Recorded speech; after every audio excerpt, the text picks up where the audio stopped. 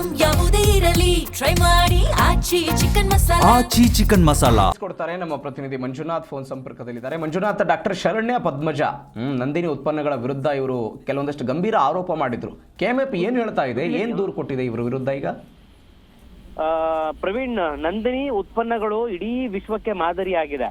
ಬೇರೆ ಬೇರೆ ದೇಶಗಳಲ್ಲೂ ಕೂಡ ನಮ್ಮ ಒಂದು ನಂದಿನಿ ಉತ್ಪನ್ನಗಳ ಮಾರಾಟ ಆಗುವಂತ ಕೆಲಸ ಆಗ್ತಾ ಇದೆ. ನಂದಿನಿ ಹಾಲು ಸೇರಿದಂತೆ ವಿವಿಧ ಉತ್ಪನ್ನಗಳು ಇಡೀ ಭಾರತದಾದ್ಯಂತಲೂ ಕೂಡ ಪಸರಿಸುವಂತ ಕೆಲಸ ನಮ್ಮ ನಂದಿನಿ ಕೆಎಂಎಫ್ ನಿಂದ ಕಡೆ ಆಗ್ತಾ ಇದೆ. ಆದ್ರೆ ಬೆಂಗಳೂರಿನ ಮಲ್ಲೇಶ್ವರಂನಲ್ಲಿರುವಂತಹ ಪ್ರಮುಖವಾದಂತ ಒಂದು ಆಸ್ಪತ್ರೆ ವೈದ್ಯ ಏನಿದಾರೋ ಆ ವೈದ್ಯ ನಂದಿನಿ ಉತ್ಪನ್ನ ಸೇವನೆಯಿಂದ ಕ್ಯಾನ್ಸರ್ ಬರುತ್ತೆ ಎನ್ನುವಂತಹ ಒಂದು ಆರೋಪವನ್ನ ಮಾಡ್ತಾರೆ. ಕೆಲವೊಂದು ನಂದಿನಿ ಉತ್ಪನ್ನಗಳನ್ನ ಇಟ್ಕೊಂಡು ವಿಡಿಯೋದಲ್ಲಿ ಅವರು ಇನ್ಸ್ಟಾಗ್ರಾಮು, ಫೇಸ್ಬುಕ್ ಆ ಒಂದು ವಿಡಿಯೋ ಹರಿಬಿಡುವ ಮೂಲಕವಾಗಿ ಅವರು ವೈರಲ್ ಆಗುವಂತ ಕಂಟೆಂಟ್ ರೂಪದಲ್ಲಿ ಹೇಳಿದ್ದಾರೆ.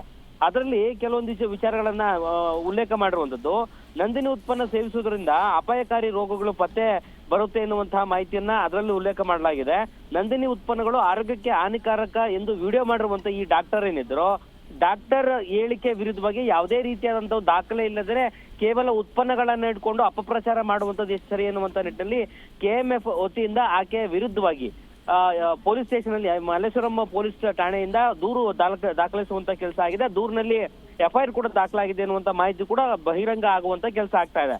ಫೆಬ್ರವರಿ 8ನೇ ತಾರೀಕು ಸೋಷಿಯಲ್ ಮೀಡಿಯಾದಲ್ಲಿ ಹರಿಬಿಟ್ಟಂತಹ ಡಾಕ್ಟರ್ ಶರಣ್ಯ ಎನ್ನುವಂತಹ ವೈದ್ಯ ಏನಿದ್ದಾರೋ ಈ ಒಂದು ವಿಡಿಯೋ ಸಂಬಂಧಪಟ್ಟಾಗೆ ಸಿಕ್ಕಾಪಟ್ಟೆ ವೈರಲ್ ಆಗ್ತಾ ಇದೆ. ಕಮೆಂಟ್ ರೂಪದಲ್ಲೂ ಕೂಡ ನಂದಿನಿ ಬ್ರ್ಯಾಂಡ್ ಉಪಯೋಗ ಮಾಡುವಂತ ಗ್ರಾಹಕರು ಆಕೆ ವಿರುದ್ಧವಾಗಿ ಆಕ್ರೋಶವನ್ನು ಹೊರಗಾಕುವಂತ ಕೆಲಸ ಮಾಡ್ತಾ ಇದ್ದಾರೆ. ನಮ್ಮ ರಾಜ್ಯದ ಪ್ರತಿಷ್ಠಿತ ಒಂದು ನಂದಿನಿ ಉತ್ಪನ್ನ ಇಡೀ ವಿಶ್ವಕ್ಕೆ ಮಾದರಿಯಾಗಿದೆ, ಇಡೀ ದೇಶಕ್ಕೆ ಮಾದರಿ ಆಗಿರುವಂತ ಉತ್ಪನ್ನ. ಇದುವರೆಗೂ ಕೂಡ ಯಾವುದೇ ರೀತಿಯಂತ ನೆಗೆಟಿವ್ ಸಂದೇಶಗಳು ಬಂದಿರಲಿಲ್ಲ.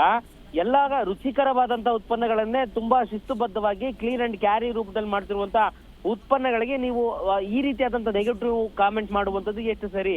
ಕ್ಯಾನ್ಸರ್ ಕಾರಕ ಪತ್ತೆ ಆಗತ್ತೆ ಅನ್ನುವಂಥದ್ದೇ ಆದ್ರೆ ನೀವು ಅದರಲ್ಲಿ ಪರಿಶೀಲನೆ ಮಾಡಿದಿರಾ, ಟೆಸ್ಟ್ ಮಾಡಿದಿರಾ ಸೇರಿದಂತೆ ನಾನಾ ರೀತಿಯಾದಂತ ಕ್ವಶನ್ಗಳು ಆಗ್ತಾ ಇದ್ದಾರೆ. ಈ ಮೂಲಕವಾಗಿ ಪೊಲೀಸ್ ಠಾಣೆಯಲ್ಲಿ ದೂರು ದಾಖಲಾಗಿರುವಂತಹ ಕಾರಣದಿಂದಾಗಿ ಆಕೆ ಅರೆಸ್ಟ್ ಆಗುವಂತ ಸಾಧ್ಯತೆಯೂ ಕೂಡ ಇದೆ. Praveen. Okay Manjunath, thank you ನಿಮ್ಮೆಲ್ಲ ಡೀಟೇಲ್ಸ್ಗೆ. ಮಾನಕವಾದ ಡ್ರಗ್ಸ್ ಬಿಟ್ರೆ ಇನ್ನೇನು ವರ್ಕ್ ಆಗ್ತಾ ಇಲ್ಲ.